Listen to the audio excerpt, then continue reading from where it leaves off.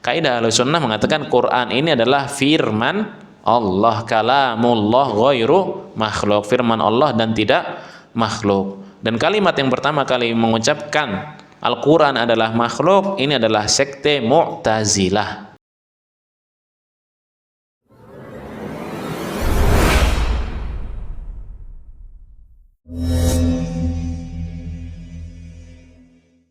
Bismillahirrahmanirrahim. Assalamualaikum warahmatullahi wabarakatuh. Innal hamdalillah nahmaduhu wa nasta'inuhu wa nastaghfiruh wa na'udzu billahi min shururi anfusina wa sayyiati a'malina may yahdihillahu fala mudilla lahu wa may yudlil fala hadiyalah. Asyhadu an la ilaha illallah wahdahu la syarika lah wa asyhadu anna Muhammadan abduhu wa rasuluhu la nabiyya wa la rasula ba'dah, amma ba'd. Alhamdulillah, pada kesempatan kali ini kita dapat melanjutkan pertemuan yang sebelumnya pernah kita laksanakan, dan insyaallah kita akan melanjutkan pelajaran yang telah kita mulai pada pertemuan sebelumnya. Dan mudah-mudahan kita di sini usina siwaya kumitakallah. Jazakallah khair. Usina siwaya kumitakallah, mudah-mudahan kita di sini termasuk hamba-hamba Allah yang ikhlas, yang dengan keikhlasan tersebut Allah mudahkan kita untuk bisa untuk bisa memanen ilmu yang disampaikan seorang dai. Karena terkadang Bapak Ibu dirahmati Allah Subhanahu wa taala, seseorang terlalu bersandar dengan kepintarannya, sehingga dia menyangkal kalau apa yang disampaikan dia mengira apa yang disampaikan ustadznya dia akan sepenuhnya bisa memahami dan faham, tapi tidak ditulis, tapi tidak dia berdoa kepada Allah Subhanahu wa taala. Setelah beberapa saat hilang, ketika ditanya apa yang disampaikan ustadznya, maka mengatakan saya tidak tahu gitu. Maka penting sekali di sini kita menjaga keikhlasan beribadah kepada Allah Subhanahu wa taala. Kaum muslimin rahmat Allah Subhanahu wa taala, penting sekali kita belajar ilmu tauhid, ya. Penting sekali kita belajar ilmu tauhid. Terkadang seseorang itu terhadap maksiat-maksiat atau dosa-dosa besar, itu seseorang itu sangat peduli gitu. Contoh, ada seseorang tetangga rumah yang mana orang tersebut melakukan dosa besar, zina contohnya. Kemudian pasti orang sekitar rumah mengatakan, oh ini anak kurang ajar segala macam gini-gini dan lain sebagainya. Tapi tetangga rumah meletakkan jimat-jimat, naruh beras, beras di yang buat makan itu, lontong di atas pintu, katanya buat tolak balak dan lain sebagainya, seperti hal yang biasa aja. Padahal dosanya jauh lebih besar adalah orang-orang yang naruh lontong di atas pintu atau beras di atas pintu untuk dasar tolak balak, dan ini merupakan dosa kesyirikan gitu. Terkadang seseorang terlalu fokus dosa besar yang dilakukan seseorang, tapi tidak mau belajar tentang terkait dosa yang berkaitan dengan kesyirikan. Padahal tauhid ini Bapak Ibu dirahmati Allah Subhanahu wa taala, ini adalah kunci supaya supaya kita bisa masuk ke dalam surganya Allah Subhanahu wa taala. Kunci masuk surga mengucapkan la ilaha illallah Muhammadar Rasulullah. Makanya Nabi Shallallahu Alaihi Wasallam beliau bersabda, tidak ada seorang Yahudi pun atau Nasrani pun yang mendengarkan aku diutus kecuali tidak beriman kepadaku, kecuali dia akan masuk ke dalam neraka gitu. Maka seseorang yang telah mendengarkan Nabi Muhammad Shallallahu Alaihi Wasallam diutus dan dia tidak meyakini risalah yang dibawa Nabi Muhammad, ini adalah orang yang celaka. Ini adalah orang yang celaka gitu. Maka penting sekali kita di sini belajar ilmu tauhid. Telah kita sampaikan di pertemuan yang lalu bahwasanya apa sih faedah dari kita belajar ilmu tauhid. Faedahnya pertama, Allah Subhanahu wa taala menciptakan kita untuk apa? Untuk beribadah hanya kepada Allah. Wa ma khalaqtul jinna wal insa illa liya'budun. Para ulama tafsir menyebutkan kalimat liya'budun artinya liwahhidun. Beribadah kepada Allah dengan tauhid. Hanya mengesahkan peribadahan kepada Allah Subhanahu wa taala, ya, mengesahkan peribadahan hanya kepada Allah Subhanahu wa taala. Yang kedua, anallaha la yaqbalu ayya amalin illa bihi. Allah tidak akan menerima amal seorang hamba tanpa adanya tauhid. Makanya ketika seseorang yang tidak punya dasar pondasi tauhid dalam dirinya, ketika beribadah tidak akan ada nilainya di hadapan Allah Subhanahu wa taala, gitu ya. Allah mengatakan wa qadimna ila ma 'amilu min 'amalin faj'alnahu haba'an mantsura. Pahalanya di hadapan Allah seperti debu yang berterbangan, enggak bermanfaat, gitu ya. Kemudian la yadkhulul jannata illa muwahhid, tidak masuk surga kecuali orang-orang yang bertauhid. Ya, tidak akan masuk surga kecuali orang-orang yang bertauhid, gitu. Maka kelak ketika orang kafir menghadapi hari kiamat, mereka akan merasakan susah payahnya, pahitnya huru-hara hari kiamat. Saking dahsyatnya hari kiamat. Dan di saat itu Allah Subhanahu wa taala murka dengan semurka-murkanya Allah, dan tidak pernah Allah murka semurka itu, dan tidak akan pernah murka setelah itu seperti itu. Gitu. Makanya para orang-orang kelak di hari kiamat itu berbondong-bondong mencari syafaat, datang kepada Adam. Kemudian Adam menyuruh kepada Nabi Nuh, sampai Nabi terakhir Nabi siapa? Nabi Muhammad SAW. Maka orang yang beriman akan mendapatkan syafaat kelak di sana, gitu. Akan mendapatkan syafaat kelak di sana. Tapi orang-orang yang kafir, yang dulu mereka mengatakan nggak apa-apalah, aku nggak beribadah, kan nggak ada hari akhir, gitu. Mungkin mereka beranggapan bahwasanya hari akhir itu tidak ada, gitu. Mereka beranggapan mungkin kehidupan hanya di dunia saja dan lain sebagainya. Mereka tidak mengimani hari akhir. Tapi kelak ketika mereka merasakan hari akhir, mereka akan mengatakan apa? Wa yaqulul kafiru ya laitani kuntu turaba. Orang-orang kafir mengatakan, wahai Tuhanku, andaikan aku menjadi debu saja. Karena mereka udah akan pasti tahu gitu bahwasannya mereka adalah orang-orang yang akan menjadi tungkunya bara api neraka gitu. Jadi bahan bakar utamanya neraka gitu. Mereka pasti akan dibakar gitu. Maka di sini tidak ada seseorang yang masuk surga kecuali orang-orang yang bertauhid. Makanya Nabi sallallahu alaihi wasallam menyebutkan man kana akhiru kalamihi la ilaha illallah dakhalal jannah. Barang siapa mengucapkan di akhir hayatnya la ilaha illallah, masuk surga. Maka kunci masuk surga apa? Pengucapan la ilaha illallah. Kemudian tauhid sendiri adalah sebab litaksiril hasanat, sebab untuk ditambahkannya pahala. Sebab ditambahkannya pahala. Umat Nabi Muhammad ini umurnya paling pendek di antara umat-umat yang lain. Tapi Nabi Muhammad umatnya ini diberikan kemuliaan dibandingkan umat yang lain apa? Setiap amal ibadahnya dilipat gandakan. Minimal berapa kali? 10 kali lipat. Allah berfirman, man jaa bil hasanati falahu asyru amsalihha, gitu.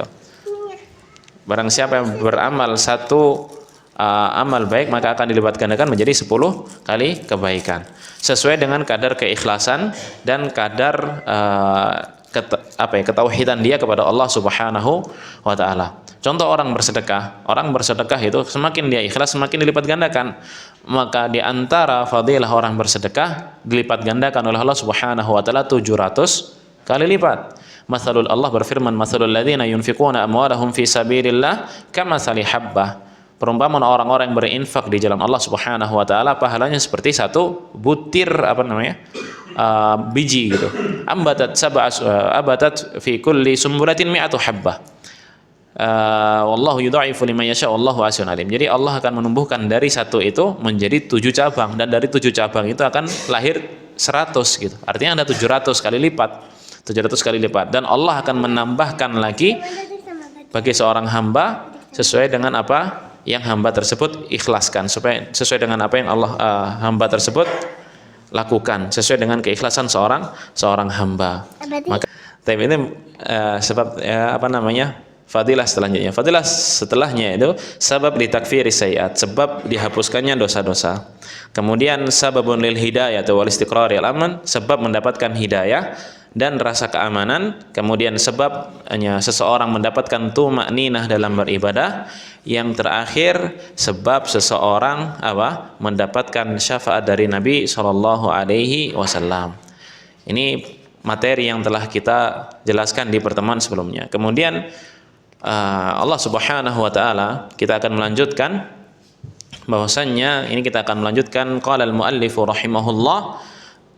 Al-ula an Allah khalaqana wa razaqana wa lam yatrukna hamalan bal arsala ilaina rasulan faman ata'ahu dakhala al-jannah wa man 'asahu dakhala an-nar. Wa dalilu qawluhu ta'ala inna arsalna ilaikum rasulan syahidan 'alaikum kama arsalna ila fir'auna ar-rasula fa 'asa fir'auna ar-rasula fa akhadnahu akhdha wabila. Jadi Allah Subhanahu wa taala adalah zat yang menciptakan kita.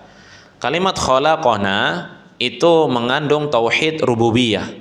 Apa yang dimaksud dengan tauhid rububiyah adalah keesaan mengesahkan Allah dengan perkara yang Allah kerjakan, dengan hal yang Allah kerjakan. Tauhidur rububiyah itu perkara yang Allah kerjakan. Contoh, Allah memberikan rezeki, Allah memberikan kehidupan, Allah menghidupkan, kemudian Allah mematikan, kemudian Allah yang mengatur alam bumi ini semuanya ini adalah tauhid rububiyah.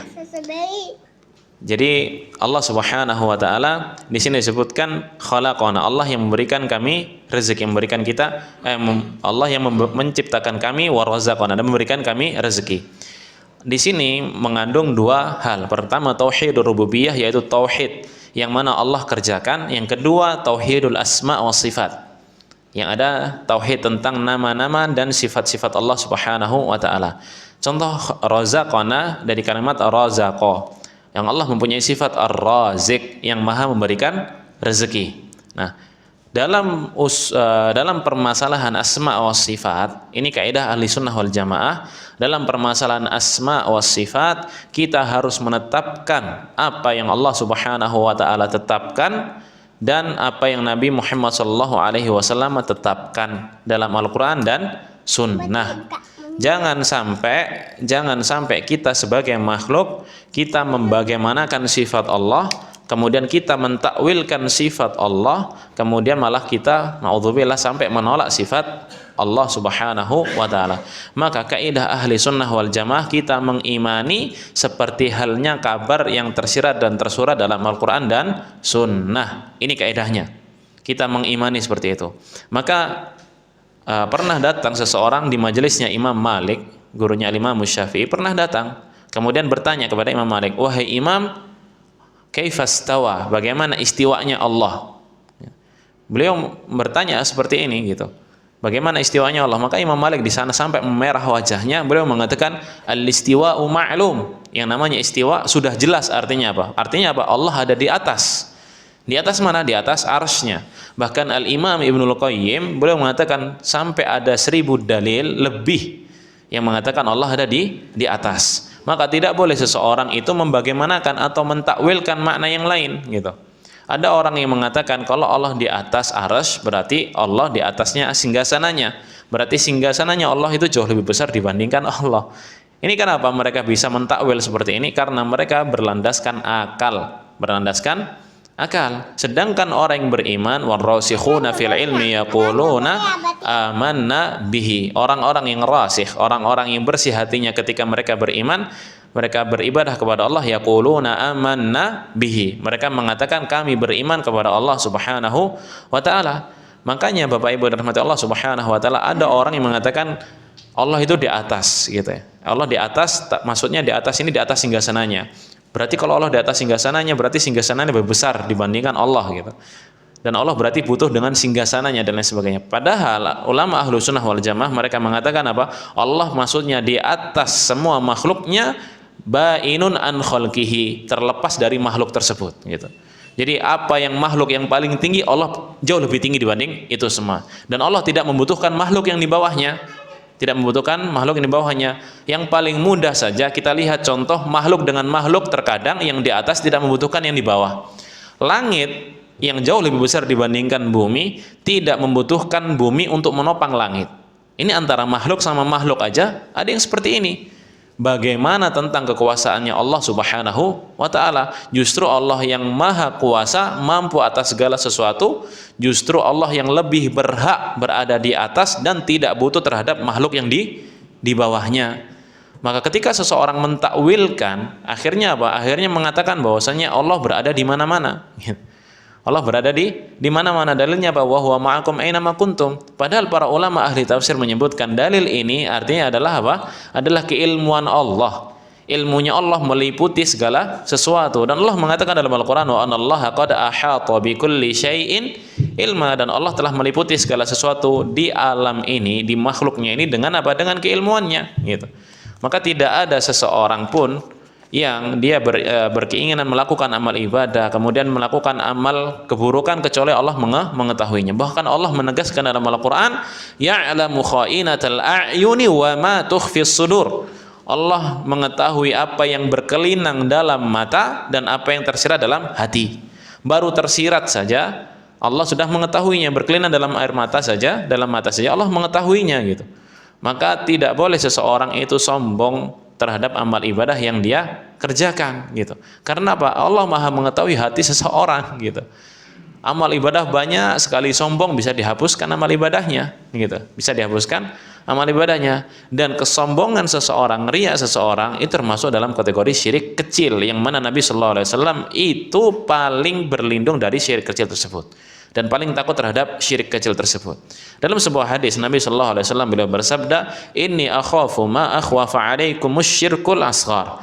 Sesungguhnya aku paling takut kepada kalian terhadap syirik kecil. Para sahabat bertanya, "Apa itu Rasulullah?" Nabi mengatakan, "Ar-riya." Riya itu syirik kecil. Ada namanya riya, ada namanya sum'ah. Riya itu menunjukkan amal ibadah kepada manusia. Yang namanya sum'ah memamerkan amal ibadah ke manusia. Bedanya apa? Bedanya sum'ah itu tidak dilihat. Kalau riya biasanya, contoh kita ada orang, masya Allah, di majelis ilmu, orangnya soleh-soleh, akhirnya kita sholat duha atau sholat tahiyatul masjid, seakan-akan kita sholatnya khusyuk banget biar dilihat orang yang khusyuk. Maka ini termasuk dalam kategori riya. Yang lebih berbahaya lagi adalah sekarang zaman sosmed, zamannya sosmed.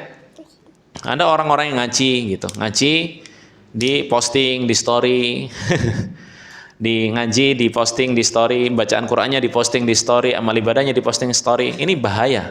Ini bahaya. Bisa jadi memang dia nggak riya untuk mengajak orang lain melakukan hal yang sama. Tapi namanya hati ini berbolak-balik. Namanya hati berbolak-balik. Bahkan ada kemarin sempat viral itu seorang imam, dia menjadi imam sholat tarawih tapi live. Imam sholat tarawih tapi live TikTok lagi. Ini bahaya. Makanya saya Shalih Fauzan mengatakan apa? Itu riya, langsung mengatakan itu riya, tidak boleh, ya. Jangan sampai seperti itu, jangan. Maka kita harus menjaga hati. Dan Nabi sallallahu alaihi wasallam sangat berlindung dari riya dan sangat ditakutkan. Ada yang namanya sum'ah. Sum'ah itu orang lain nggak melihat, tapi kita yang berbicara. Dari kalimat sami'a yasma'u, atau mendengar, ya. Jadi contoh, kita ngobrol sama kawan-kawan, ngobrol masalah bola, setelah itu ngobrol masalah sholat tahajud. Emang enak ya, kamu nggak pernah ngerasain sih sholat tahajud, nggak usah nonton bola, sholat tahajud 12 rakaat, sholat tahajud 10 rakaat, tapi satu sholatnya membaca 1 juz gitu, Masya Allah. Rakaat kedua 1 juz lagi, kamu nggak pernah ngerasain sih. Kalau kamu ngerasain, anak kemarin, kalimat-kalimat kayak gitu biasanya muncul. Anak kemarin itu, kalau antum tahu ya, anak ngafal gini tuh kayak gini. Dulu kalimat dulu tuh paling sering. Ada orang masya Allah ya, badannya bagus, ini datang temannya yang gemuk gitu. Kemudian teman yang gemuk mengatakan apa? Dulu badanku juga sama kayak kamu. Badanku jauh lebih baik. Banyak yang mengatakan dulu. Itu hati-hati ya. Apalagi tergantung dengan agama. Maka kaidah ahli sunnah wal jamaah menetapkan sifat yang Allah telah tetapkan dalam Al-Quran dan Nabi sallallahu alaihi wasallam telah tetapkan dalam sunnahnya, telah Nabi sallallahu alaihi wasallam jelaskan dalam sunnahnya. Ada beberapa kitab yang menjelaskan, masya Allah, Allah itu berada di atas arsy, Yang pertama, Kitabus Sunnah, punya Ibnu Abi Asim. Ini seorang ulama yang lahir di abad kedua Hijriyah, di abad ketiga Hijriyah. Kemudian Kitabus Sunnah Warradu 'alal Jahmiyah, ini kitab karangannya putranya Imam Ahmad bin Hambal. Kemudian Kitabut Tauhid, punya Ibnu Khuzaimah. Ini seorang ulamanya Syafi'i, dalam mazhab Syafi'i, menetapkan Allah di atas arsy. Kemudian Kitabul Ibanah, punya Ibnu Battah. Kitabul Ibanah ini ada 2. Kitabul Ibanah punya Abul Hasan Al-Asy'ari, pendiri Asy'ariyah sendiri. Yang Asy'ari saat ini di Indonesia mereka mengklaim bahwasanya Allah tidak ada di atas arsy dan Allah berada di mana-mana, ya. Allah bersama makhluknya di mana-mana. Pendirinya sendiri Abu Hasan Al-Asy'ari, beliau 40 tahun pertama beliau hidup di fase Mu'tazilah. Kenapa? Karena ibunya beliau menikah dengan pentolannya Mu'tazilah. Ibunya menikah lagi dengan pentolongnya Mu'tazilah bernama Abu Ali Al-Jubba'i. Makanya Abu Hasan Al-Asy'ari selama 40 tahun beliau berada di Mu'tazilah. Kemudian karena beliau Allah karuniakan ilmu keluasan pikiran, kemudian Allah karuniakan kecerdasan dan lain sebagainya, sehingga pernah suatu hari beliau berdebat dengan Abu Ali Al-Jubba'i, yang mana Ali Al-Jubba'i ini dia tidak bisa menjawab pertanyaan Abu Hasan Al-Asy'ari. Kemudian Abu Hasan mencari guru yang lain, akhirnya ketemu dengan guru yang mana guru tersebut adalah ahlil kalam, ya, orang filsafat. Akhirnya Abu Hasan ini keluar dari Mu'tazilah menuju ke filsafat. Yang ketiga baru beliau disebutkan beliau bertemu dengan murid-muridnya Imam Ahmad bin Hambal. Ada yang mengatakan bertemu dengan Abu Yusuf, sehingga beliau mengikuti ajarannya Ahlul Athari wal Hadis, ya, Ahlul Athar wal Hadis, yaitu Ahlu Sunnah wal Jamaah, ya, orang-orang ahli hadis yaitu ahli sunnah wal jamaah. Sehingga beliau rujuk kembali dan beliau menulis kitab-kitab karangannya, beliau membantah apa yang telah beliau pernah tulis sebelumnya, yang beliau yakini sebelumnya. Di antara kitab yang beliau tulis adalah Maqalatul Islamiyyin dan Al-Ibanah an Usuli Diyanah. Ibanah ini beliau menyebutkan bahwasanya Allah di atas arsy. Kemudian Maqalatul Islamiyyin beliau juga menyebutkan hal yang sama. Dan di Maqalatul Islamiyyin beliau mengatakan apa? Beliau mengatakan qalatil Mu'tazilah berkata Allah di atas arsy artinya istaula, menguasai arsy, ya, menguasai. Dan ini takwil namanya. Takwil ini mengganti makna yang hakiki menjadi makna yang diinginkan. Dan ini hal yang tidak diperbolehkan gitu. Contoh, ini paling mudah aja, ada seseorang yang dia menjadi bos, punya murid, punya bawahan, memanggil 2 orang bawahan, si A, si B gitu, dipanggil ke kantornya, ngobrol sama si A, tolong carikan aku baju warna putih gitu, kemeja warna putih. Akhirnya si A ini pergi mencari kemeja warna putih, ngobrol lagi ke si B dengan perkara yang sama, tolong carikan aku baju berwarna putih. Si A tadi mengatakan, oh bosku cuma menyuruh baju yang warna putih, berarti aku harus beli baju yang warna putih. Akhirnya dia beli baju warna putih dan dikasihkan ke bosnya baju warna putih. Tapi si B dia berpunya pikiran apa? Kan bosku menyuruh beli warna putih. Warna putih adalah warna yang cerah. Berarti boleh dong aku belikan baju yang tidak gelap. Ini mengganti-ganti, ya kan? Mengganti-ganti. Teksnya padahal sudah jelas, tapi diganti maknanya gitu. Diganti maknanya. Akhirnya dia malah beli baju yang warna cerah dan tapi tidak berwarna putih gitu. Kira-kira bosnya marah enggak? Marah gitu. Ini dalam perkara dunia aja seperti ini. Maka dalam perkara akhirat, maka Imam Malik tadi Anda sebutkan, beliau marah ketika mengganda seorang mengatakan apa? Kaifastawa, bagaimana istiwanya Allah? Imam Malik mengatakan al-istiwa'u ma'lum. Istiwanya Allah itu sudah jelas. Allah berada di atas arsy-Nya, ya. Wal kaifiyatu majhul, wal kaifu majhul. Dalam sebagian riwayat yang lain wal kaifu ghairu ma'lum, dan membagaimanakan itu hal yang tidak diperbolehkan, ghairu ma'lum, karena Allah tidak memberikan kabar kepada kita al-kaifiyah gitu ya. Maka wal imanu bihi wajib. Iman kepada Allah tentang perkara itu adalah kewajiban, wasu'alu anhu bid'ah, dan bertanya tentang itu adalah kebid'ahan. Maka keluarkanlah orang ini dari majelisku. Orang tersebut dikeluarkan dari majelisnya Imam Malik.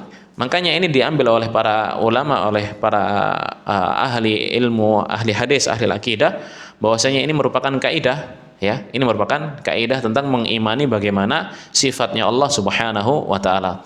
Itu kitab selanjutnya ada Al-Ibanah punya Ibnu Battah. Kemudian kitab Ushulus Sunnah punya Imam Ahmad juga menyebutkan hal yang sama, Allah berada di atas langit.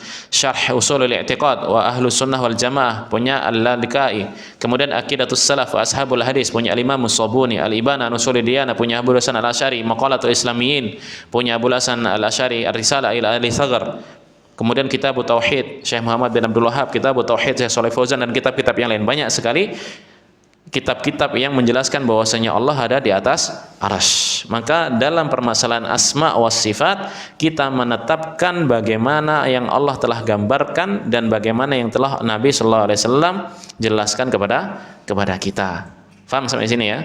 Tidak boleh kita membagaimanakan dan tidak boleh kita mentasbihkan atau menyamakan dengan makhluk yang lainnya. Taib. Di sini anallaha khalaqana wa razaqana wa lam yatrukna hamalan, dan Allah tidak meninggalkan kita sia-sia. Kita diciptakan tidak dibiarkan begitu saja, tapi ada maksud tertentu kenapa Allah menciptakan kita, yaitu apa? Untuk kita beribadah, mengikhlaskan ibadah hanya kepada Allah Subhanahu wa taala. Makanya Fudail bin Iyad beliau mengatakan, yang diterima amal seorang hamba akhlasuhu wa aswabuhu, yang paling ikhlas dan paling sahih.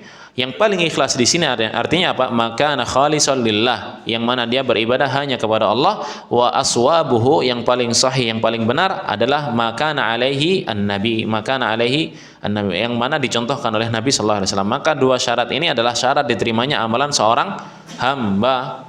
Syarat diterimanya amalan seorang hamba adalah ikhlas karena Allah dan mengikuti Nabi, bukan berbaiat dengan imam. Paham ya? Karena pernah ditanya oleh seseorang, karena iman seseorang tidak akan sah tanpa berbaiat dengan imamnya, katanya. Subhanallah. Ana tahu yang dimaksud ini siapa, imamnya siapa gitu. Maka ana bantah perkataan tersebut gitu. Maka ada seorang yang mengatakan bahwasanya, dan ini merupakan apa ya? Di antara ciri-ciri firqah yang sesat, yang mengatakan bahwasanya orang selain golongannya pasti masuk neraka. Ini bahaya. Ini apalagi yang enggak berbaiat dengan imamnya. Ini hal sesuatu yang dijauhi, harus dijauhi gitu. Dan ana waktu itu ditanya seperti ini, dan ana bantah dengan bantahan yang insyaallah sudah banyak ana bantah kepada mereka. Di sini disebutkan faman ata'ahu dakhalal jannah, barang siapa yang taat kepada Allah dan Rasulnya maka dia akan masuk surga. Barang siapa yang bermaksiat kepada Allah dan Rasulnya maka dia akan masuk neraka. Dalilnya apa? Dalilnya Allah telah mengutus Musa dan Harun kepada Fir'aun. Mas Ali, bentar Mas Ali, apa tinggal ngaji bentar ya. Sana dulu Mas Ali. Sana dulu ya. Dalilnya apa? Allah Subhanahu wa taala mengutus Musa dan Harun kepada Fir'aun untuk mendakwahi Fir'aun. Gitu ya. Tapi karena Fir'aun menolak dakwahnya Musa dan Harun, sehingga apa? Sehingga Allah menjadikan Fir'aun adalah penghuni neraka. Maka salah seseorang yang mengatakan Fir'aun masuk surga. Karena memang ada pemikiran yang mengatakan seperti itu, gitu. Pemikiran mengatakan seperti itu, gitu. Pemikiran itu diambil dari orang-orang yang terlalu tasawuf, ya, terlalu berbaju sufi. Sampai mereka mengatakan di dalam ilmu itu sampai tingkatnya tinggi sampai mengatakan apa? Ana huwa wa huwa ana. Saya adalah dia, dia adalah aku. Gitu. Artinya apa? Allah menyatu dengan makhluknya. Makanya ada seorang sufi, dia sesat, dalam kesesatannya itu mengatakan apa? Fir'aun ini masuk surga. Kenapa Fir'aun masuk surga? Karena ketika Fir'aun mengatakan ana rabbukumul a'la, saya adalah Tuhan kalian yang maha tinggi, saat itu Allah sedang menyatu dalam tubuhnya Fir'aun, dan Allah yang mengatakan hal seperti itu. Paham ya? Allah mengatakan hal yang seperti itu gitu. Makanya ini adalah kesesatan yang nyata. Maka barang siapa yang taat kepada Allah dia akan masuk surga, barang siapa yang tidak taat kepada Allah dia akan masuk ke dalam neraka. Kemudian apa sih di antara hikmahnya Nabi sallallahu alaihi wasallam itu diutus kepada umatnya? Yang pertama iqamatul hujjah, supaya Allah Subhanahu wa taala menegakkan hujjah kepada hambanya, karena tidak berhak bagi Allah mengadab hambanya kecuali Allah Subhanahu wa taala telah mengutus nabi kepada umatnya. Allah Subhanahu wa taala mengatakan wa ma kunna mu'adzibina hatta nab'atsa rasulah, dan kami tidak berhak mengadab seorang hamba sampai kami mengutus rasul. Rasul ini untuk hujjah, supaya apa? Supaya tidak ada lagi alasan bagi seorang hamba tidak taat kepada Allah. Yang kedua sebagai rahmat kepada umatnya. Allah berfirman wa ma arsalnaka illa rahmatan lil alamin. Kemudian pembahasan selanjutnya kaum muslimin dirahmati Allah Subhanahu wa taala, atsaniyah anallaha la yarda an yushraka ma'ahu ahadun fi ibadatihi, la malakun muqarrabun wala nabiyyun mursalun. Sungguhnya Allah tidak ridho untuk disekutukan seorang hamba dalam ibadahnya dengan siapapun itu, tidak dengan malaikat-malaikat ataupun dengan nabi-nabi yang diutus oleh Allah Subhanahu wa taala. Dalilnya apa? Wa annal masajida lillahi fala tad'u ma'allahi ahada. Dan sesungguhnya masjid-masjid itu hanya milik Allah Subhanahu wa taala, maka janganlah kalian berdoa kepada Allah ahada ma'allahi ahada, dengan mensekutukan Allah dengan seseorang gitu, dengan satu makhluknya. Maka dalam konteks mensekutukan Allah, para ulama menjelaskan taswiyatul khaliq bil makhluk. Jadi kita menyamakan kedudukan antara Allah dengan makhluknya, yang mana seharusnya itu adalah menjadi kekhususan bagi Allah Subhanahu wa ta'ala. Kalau kita berdoa harusnya hanya kepada Allah. Tapi kalau kita menyertakan berdoa kepada makhluk juga, nah ini para ulama menjelaskan bahwasanya termasuk kesyirikan. Kalimat fala tad'u ma'allahi ahada, janganlah kalian berdoa kepada Allah dengan seseorang siapapun. Kalimat ahad di sini ini ahadan nakirah fi siyaqin nahyi. Jadi ini kalimat yang nakirah itu yang umum fi siyaqin nahyi, dalam konteks larangan, Jadi ada namanya ismun nakirah sama al-ma'rifah. Kita kalau belajar bahasa Arab ada nakirah dan ma'rifah. Contoh, ada namanya alkitab. Artinya adalah apa? Buku ini. Tapi kalau tidak menggunakan alif lam, kitabun artinya buku. Buku yang mana? Nggak tahu. Yang penting banyak gitu ya. Banyak, tidak dikhususkan. Jadi di sini fala tad'u ma'allahi ahada tidak menggunakan alif lam. Artinya ini umum. Tidak boleh kita mensekutukan Allah, berdoa melalui malaikat, berdoa melalui nabi-nabi, bahkan nabi-nabi yang diutus kepada rasul-rasul diutus kepada kita. Maka tidak boleh seseorang itu berdoa kepada Allah Subhanahu wa taala melalui perantara gitu ya. Dan Allah Subhanahu wa taala menegaskan walladzina takhadu min dunihi awliya'a ma'na buduhum illa liyuqarribuna ilallahi zulfa. Dan ini merupakan statement orang-orang terdahulu dan sudah lama statement ini muncul gitu. Kita tidak menyembah kepada selain Allah, kita menyembah Allah tapi melalui wasilah orang-orang yang lain. Maka ini tidak diperbolehkan gitu, tidak diperbolehkan. Yang diperbolehkan apa? Dalam berdoa, kita berdoa menggunakan asmaul husna. Ini pertama. Yang kedua, kita berdoa menggunakan apa? Amal saleh. Yang ketiga, kita meminta doa kepada seseorang yang masih hidup. Gitu. Maka ada orang yang mengatakan buktinya Imam Syafi'i berdoa melalui wasilah kuburannya Imam Abu Hanifah katanya. Setelah ditelusuri ternyata ada seorang perawi dalam permasalahan ini disebutkan oleh para ulama la yu'raf min kutubir rijal. Tidak diketahui dari kitab-kitab rijal, perawi-perawi hadis. Orang yang menyebutkan hadis ini tidak diketahui karena memang ada di kitab-kitab orang-orang yang menghalalkan ini. Mereka mengatakan bahwa Imam Syafi'i bertawasul dengan kuburannya Abu Hanifah. Setelah diteliti dan dicek, maka Syekh Albani mengatakan orang ini tidak diketahui siapa di kitab Ahlul Hadis, dalam kitab periwayatan, dan orang ini majhul, tidak diketahui, maka hadisnya tidak bisa dipakai. Sampai seketat ini Syekh Albani mengatakan seperti itu. Makanya orang-orang yang suka ya berziarah-ziarah dan sebagainya, mereka sangat membenci kepada siapa? Syekh Albani, sangat benci, karena beliau Syekh Albani seorang ulama ahli hadis, ulama yang masya Allah, yang ilmu dalam periwayatan hadis. Banyak orang mengejek ahli hadis, orang mengejek Syekh Albani, katanya bukan ahli hadis katanya. Padahal kalau kita lihat bahkan di aplikasi saat ini tertulis di sana sahahahu al-Albani, disahihkan oleh siapa? Albani. Dan itu mereka pakai gitu. Makanya kalau kita melihat, kalau kita belajar ilmu hadis dibandingkan Syekh Albani, nggak ada apa-apanya, sangat jauh. Maka tidak mengenal sosok Albani kecuali ahli hadis. Kalau orang yang mengaku dia cinta Nabi, dia ahli hadis, tapi malah mengejek Syekh Albani, maka dia diragukan. Karena apa? Karena seseorang yang belajar ilmu hadis pasti tahu bagaimana makomnya Syekh Albani. Maka ternyata riwayat tersebut mengatakan Imam Syafi'i bertawasul dengan kuburannya Abu Hanifah tidak bisa dipakai. Fa annal masajida lillahi fala tad'u ma'allahi ahada. Dan kemudian contoh Imam Mudzahabi rahimahullah menuliskan dalam kitabnya, menyebutkan bahwasanya Imam Ibnu Qayyim itu pernah ditangkap oleh penguasa dan disiksa beberapa saat. Karena apa? Karena beliau mengingkari pekerjaan seseorang yang syaddur rihal, yang bersusah-susah dalam melakukan perjalanan ke kuburannya para wali-wali dan lain sebagainya. Beliau mengingkari ini dan dengan statement yang jelas akhirnya ditangkap oleh penguasa dan dimasukkan ke dalam penjara dan pernah sampai disiksa walaupun cuma sebentar. Al-Imam Mudzahabi menyebutkan hal itu gitu.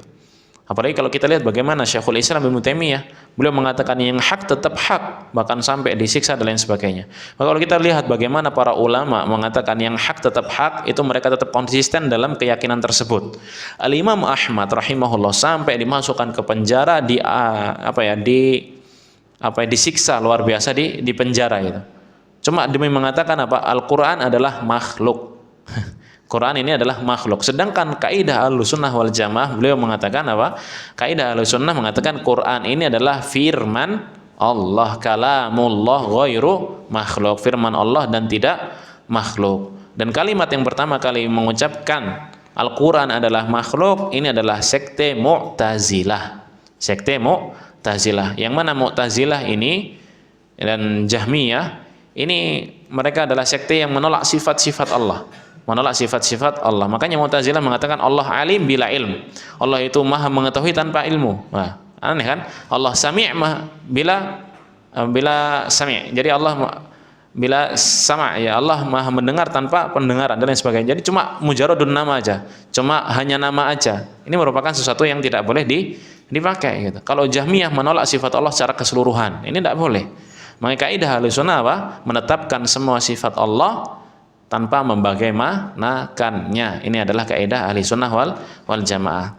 Kemudian di sini disebutkan wa anal masajida lillahi fala tad'u ma'allahi ahada. Makna al-masjid di sini terdapat 3 pendapat kata para ulama. Yang pertama al-masajid al-mabniyah allati buniyat hatta yu'badallahu fiha. Jadi masjid-masjid yang dibangun yang mana di dalamnya dibangun ibadah, itu adalah masjid dibuat untuk salat. Kemudian masjid juga adalah a'dha'us sujud. Jadi anggota sujud. Anggota sujud apa? Di antaranya adalah apa namanya? Jabhah. Jabhah ini kening. Apa namanya? Dahi. Nah, ini adalah anggota sujud.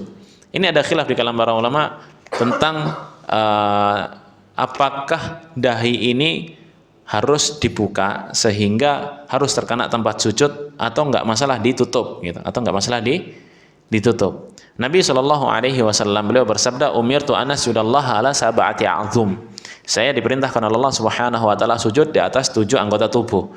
Pertama dahi, kemudian dahi bersama hidung, kemudian kedua telapak tangan, kemudian kedua dengkul dan kedua tumit. Ini satu paket ya, dahi sama hidung ini satu paket, telapak tangan dua-duanya, dengkul dan tumit. Ada 7 di sana. Maka mazhab Syafi'i itu mengatakan bahwasannya yang dahi ini harus langsung tersentuh dengan tempat sujudnya. Tidak boleh terhalang oleh rambut, ya. Tidak boleh terhalang rambut atau peci dan lain sebagainya. Harus tersentuh. Tapi ulama yang lain, wallahu alam, dan ini ana lebih merajikan pendapat ini, menyebutkan bahwasanya tidak harus dahi ini langsung ke tempat sujud. Kiasnya apa? Kiasnya kalau memang semuanya yang disebutkan Nabi SAW tadi harus terkena tempat sujud, kan disebutkan juga dengkul, iya kan? Berarti dengkul itu harus dibolongi, paham? Harus dibolongi supaya dengkul juga kena tempat sujud, gitu ya. Maka wallahu a'lam mana lebih menguatkan tentang perkara ini. Jadi memang tidak ada masalah ya, tidak ada masalah kita sujud walaupun nggak kena langsung dengan jabhah atau dahi ini, kita tutupi dengan peci, nggak ada masalah. Wallahu a'lam. Dan ini permasalahan fikih dan ini luas ya, pembahasan luas, mana saja boleh dipakai dalam permasalahan fikih. Tidak boleh menjatuhkan satu sama lain hanya karena perbedaan dalam bab fikih, dan jangan sampai menyesatkan satu sama lain karena dalam kaidah fikih gitu. Ada yang satu wudu nyentuh perempuan batal, kemudian satu lagi mengatakan nggak batal, akhirnya saling mencela satu sama lain. Nggak usah gitu. Yang nggak batal dikira Wahabi gitu. Gitu, yang ujung-ujungnya gitu. Yang nggak batal dikira Wahabi gitu. Ini dalam permasalahan fikih kayak gini, ini nggak usah harus saling menjatuhkan. Karena jumhur ulama mengatakan tidak batal. Gitu. Madzhab Syafi'i batal. Kenapa madzhab Syafi'i batal? Karena Imam Syafi'i membaca Al-Quran bukan dengan riwayat hafaz. Kita baca saat ini dengan riwayat hafaz. Dalam riwayat hafaz, dalam surah Al-Maidah disebutkan aula mastumun nisa. dari kata lamasa yulamisu. Lamnya dibaca 2 harokat ya. Au lamastumun nisa artinya dari kata lamasa yulamisu artinya jima'.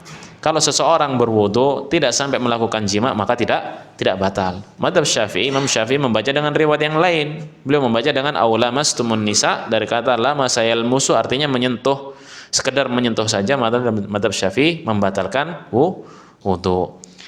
Kemudian yang dimaksud masjid dalam pendapat yang ketiga adalah al-ardu, yaitu bumi. Wa ju'ilat liyal ardu masjidan wa tahuran. Nabi sallallahu alaihi wasallam beliau bersabda, dan Allah menjadikan bumi ini dihamparkan untukku sebagai masjid yang suci. Gitu ya. Maka di sini Bapak Ibu rahmati Allah Subhanahu wa taala, ini tidak boleh kita tidak boleh kita beribadah dengan mensekutukan Allah Subhanahu wa taala. Kemudian yang ketiga, ats-tsalitsah anna man ata'a ar-rasul wa wahadallaha la yajuzu lahu muwalatu man hadallahu wa rasulahu walau kana aqraba qarib. Yang ketiga, barang siapa yang taat kepada Allah dan Rasulnya, maka tidak diperbolehkan bagi dia terlalu toleransi lah terhadap agama yang lain walaupun itu saudara gitu. Maka kalau ada saudara kita yang beragama lain, mereka melakukan amal ibadahnya mereka, keyakinan mereka, kita tidak boleh untuk melakukan ibadah tersebut, ya. Kita tidak boleh melakukan ibadah tersebut. Contoh yang paling mudah saja, di Desember nanti ada yang mengatakan selamat hari ini gitu. Maka ini tidak boleh. Dan Allah mengatakan takadu samawati yatafattarna minhu wa tanshaqqul ardu wa takhirul jibalu hadda an da'u lirrahmani walada. Hampir-hampir bumi ini hancur, langit ini Allah turunkan, Allah hancurkan. Karena apa? Mereka mengatakan selamat Allah punya anak. Dan Allah menegaskan dalam Al-Quran, laqad kafara alladziina qalu innallaha tsalitsu tsalasah. Telah kafir bagi seseorang yang mengatakan Allah itu trinitas. Ya, Allah itu trinitas. Kemudian Allah mengatakan juga laqad kafara alladziina qalu innallaha huwal masiihu ibnu Maryam. Gitu ya. Maka kita berlepas diri dari itu semuanya, dan di antara cara berlepas diri dengan apa? Dengan qalb, dengan hati. Ya, kita tidak mengimani apa yang mereka yakini, kemudian dengan lisan, ya. Karena lisan ini bagian dengan apa? Bagian dari iman. Dan yang ketiga dengan al-jawarih, yaitu dengan perilaku perbuatan kita. Ada orang-orang mengatakan bahwasannya amal ibadah seseorang selama dia yakin saja, itu adalah kamilul iman. Dia berada dengan keimanan yang lengkap selama dia yakin. Maka dia nggak perlu lagi untuk melakukan salat, tidak lagi perlu melakukan salat. Dan ini di antara akidahnya siapa? Murji'ah. Mengatakan seperti itu. Yang penting selama dia yakin, tidak perlu lagi dia mengerjakan amal ibadah. Yang dipentingkan adalah apa? Keyakinan. Maka kita katakan akidah Ahlussunnah wal Jamaah, kalau dia yakin yang harus dikerjakan, gitu loh. Kalau dia yakin harus dikerjakan. Orang yakin dia cinta dengan ibunya, maka dia harus berbuat baik untuk menghormati ibunya, gitu. Nggak mungkin dia mengatakan yang penting kan aku meyakini aku sudah cinta sama ibuku, nggak apa-apa ibuku sakit nggak aku urus, ibuku minta ini nggak aku urusin dan lain sebagainya. Ini kan nggak mungkin. Ini bukan cinta namanya. Karena hakikat cinta adalah pengorbanan, gitu ya. Maka dibuktikan dengan amal saleh. Mungkin ini saja Bapak Ibu yang dirahmati Allah Subhanahu wa taala bisa saya sampaikan. Masih banyak yang belum disampaikan. Insya Allah kita lanjutkan pada pertemuan yang akan datang. Dan mudah-mudahan apa yang saya sampaikan ini bisa bermanfaat bagi kita semuanya. Mohon maaf atas segala kekurangan. Mohon maaf karena banyak iklan tadi. Mohon maaf segala kekurangannya. Astaghfirullahaladzim. Assalamualaikum warahmatullahi wabarakatuh.